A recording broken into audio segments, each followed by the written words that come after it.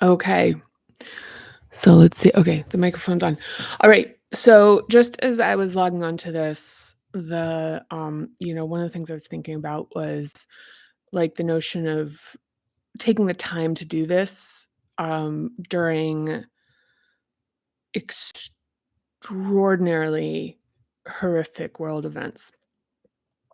Um and also in general, kind of something to explain why you're going to do Parinama as it relates to expanding and growing your consciousness and awakening is that if you are, so most people who will be drawn to something like this will have like experienced almost like naturally expansive moments of um of like increasing consciousness or kind of bliss or heading into like these like moments of awakening. Like one of the things is that like on social media where you have folks that are sharing right now their experiences that they're calling like I had my awakening, like as in like the capital T, capital A, or is that these states, it's like there's the Buddhist notion of beginner's taste, where you're kind of given a taste of what a significantly, like, more progressed state than you're at is as a way of, like, a tease to begin a process and to do the yeah, to begin a process of it, and so w I think this is something that I imagine that people are familiar with, which is to have an opening and, there isn't a lot of instruction, certainly not that I found, that was concrete enough to be able to figure out how to sustain and consciously expand that. And the reality, or not the reality, but the thing is with this is that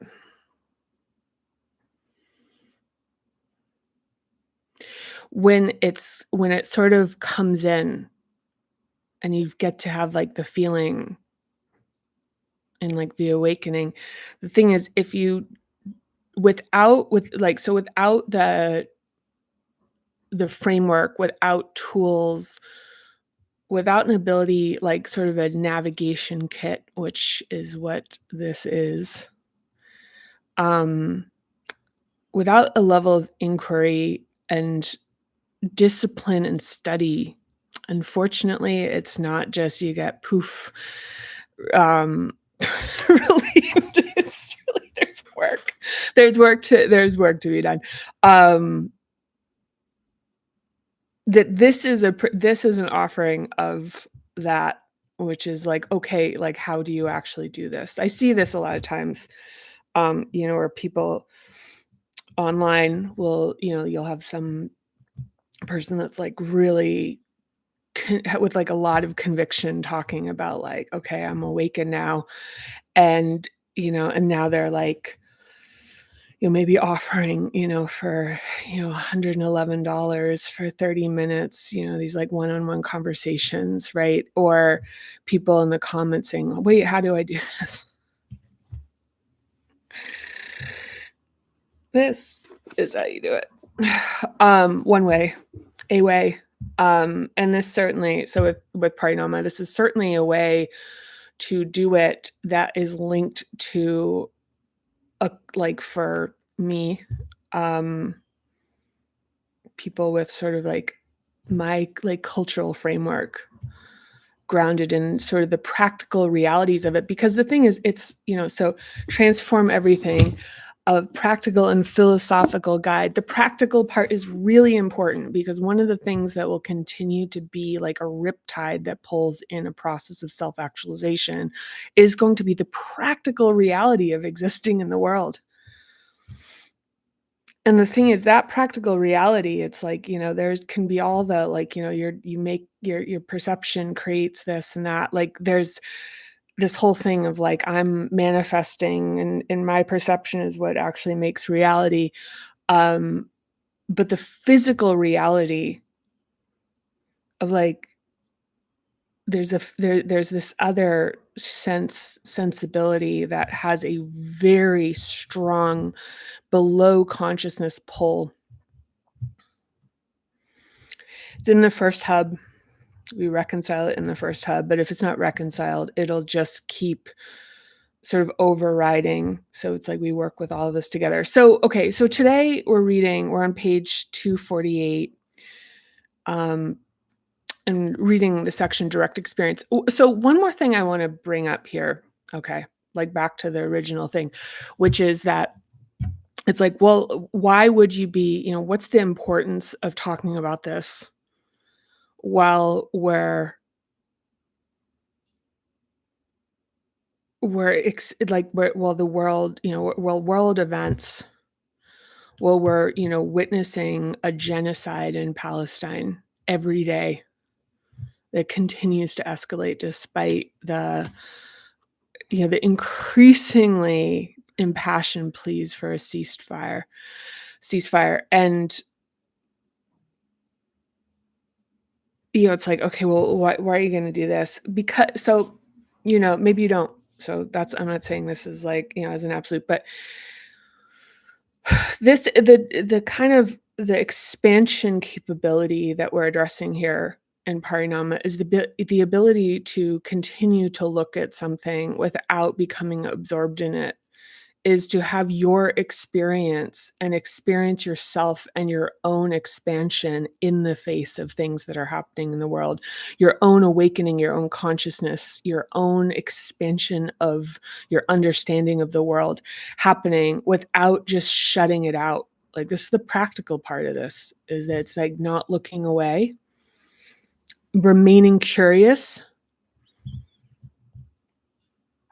The other, like, I think it was yesterday, I was thinking about how the lack of curiosity, right now I'm seeing this very direct correlation to people in my own life who have low levels of curiosity and high levels of certainty. And this very much maps to what we're talking about here. But I'm starting to like connect more dots here where I'm seeing how that makes that really is becoming a thing that's like impacting who I'm, like who makes sense in my life personally right now. And seeing that correlation, that like that's the quality. It's that, it's like once there's the decision has been made, that's like this is the way things are. All of us have some aspect of that, but like to the degree of the calcification of that is where um the that certainty creates this sort of like militant defensiveness that is not open to new information, and the defense of that is like, to me, is the part that feels like personally, like emotionally dangerous. um yeah, I feel a lot more personally safe around people who are continue to be open to learning. I mean, that's what this is. This awakening is about like being willing to see things that are incredibly inconvenient, especially to one's notion of oneself. And that's one of the great reconciliations here, is that it's, that as we continue to, this thing of like, you are, it's like you aren't what you think you are, kind of thing, right? And there's a lot of different aspects to that, that how, like, in so many directions. So, all right, so I'm going to start reading here. So direct experience we're talking about today. Imagine it'll probably have something to do with it. I don't know. We'll see. I don't remember. So awe and wonder are often cut short by the impulse to put them into thoughts, words, images, categorizing what we see and experience, or clouding it with a fuzzy overlay of thoughts. So I'm going to read that again. So awe and wonder are often cut short by the impulse to put them into thoughts, words, images, categorizing what we see and experience, or clouding it with a fuzzy overlay of thoughts. So it's a natural, understandable response to take a moment of wonder and awe and drop into our other hubs with words or a desire to connect. But sharing experiences with others can feel validating and can create a sense of connection. But this can also evaporate the nectar of the transcendent qualities they contain. The challenge is the challenge we face with reflexive sharing is that we may begin to look at others to tell us what we see and to guide us in thinking about what we're experiencing. It's an organic impulse in social beings, but part of accessing higher states of our existence is found in what we can is when we can resist this impulse and stay with the direct experience.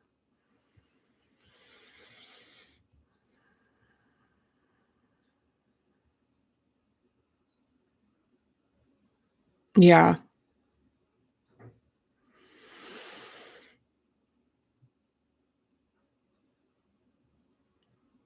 Yeah, there are people that, that when they feel lonely, they have this craving to be sharing things with people. Um, and one of the things that I would just sort of point to explore is is that sharing coming from like sort of a search for validation of your own internal experience? And I would also note that once one's own internal experience is strong and is freestanding, the experience with other people of sharing these things is richer. Yeah. Back to the thing is instead of two halves, it's two wholes, like sort of creating an emergent property, an experience that's like beyond the sum of the parts. Okay, so sitting in silence with another person is deeply intimate and requires security within both the individuals and in the connection. To experience awe and wonder together without speaking is a level of unity that requires development and practice, a demonstration of simultaneously belonging and remaining individual. The reflex to validate that you've had the same experience as someone else is fruitless anyway. You did not.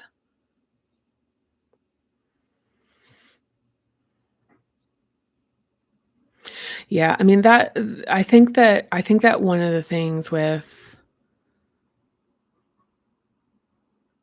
like pointing to that is the fear that we're alone is a fear of being alone with yourself in a fractured state. That there's a part of yourself that you don't want to be alone with, that you don't want to see, perhaps. I'm not going to tell you what you think. I'm just going to posit this. And that part of the thing about the mending of this division is a unified sensibility and sense of experiencing things and that kind of love and devotion and awe towards the direct experience of who you are, of you.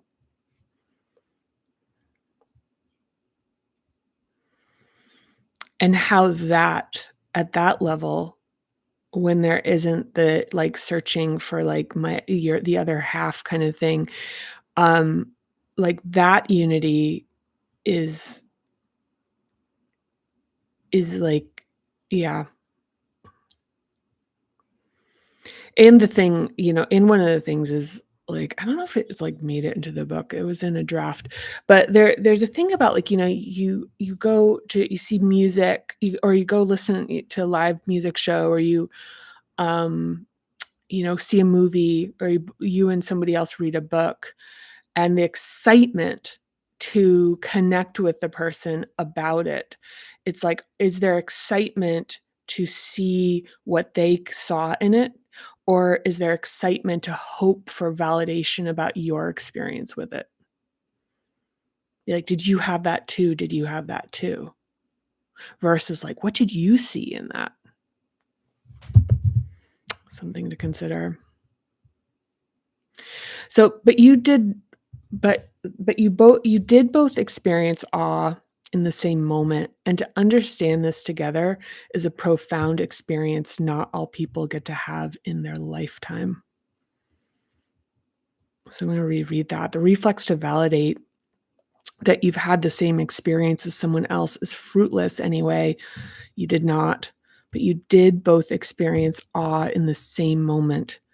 And to understand this together is a profound experience not all people get to have in their lifetime. So when we look at art, hear music, or a story, there can be a sense of connection and enlightenment that eludes explanation and unites us in the immensity of shared awe. We try to explain, but all we can do is point in a general direction with insight, perhaps frustrated by an inability to communicate the direct experience that has lifted and maybe even transformed a part of us. Yeah, that's a thinker.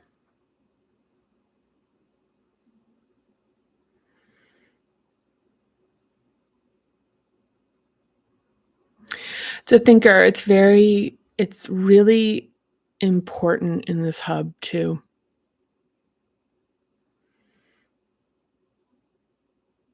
It's important in general, like as a general principle within this, but um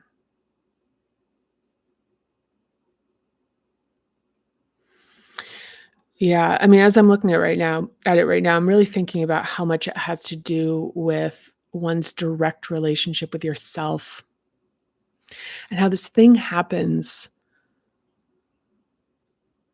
of like this awe and this kind of delight and this falling in love with yourself in terms of like seeing yourself like what you think of something,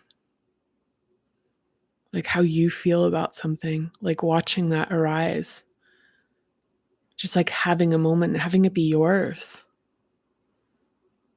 completely, like, and to just experience that.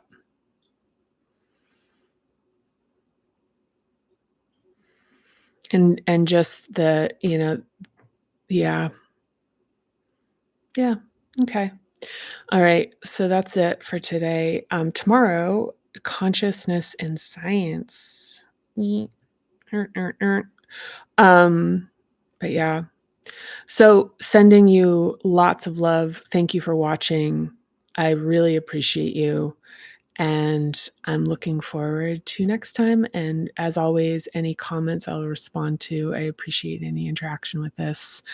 And if you do want to reach out to me directly with thoughts that you don't want to put in a public comment, you can just direct message me at the Parinama Method on Instagram. So until then, I'll see you next time.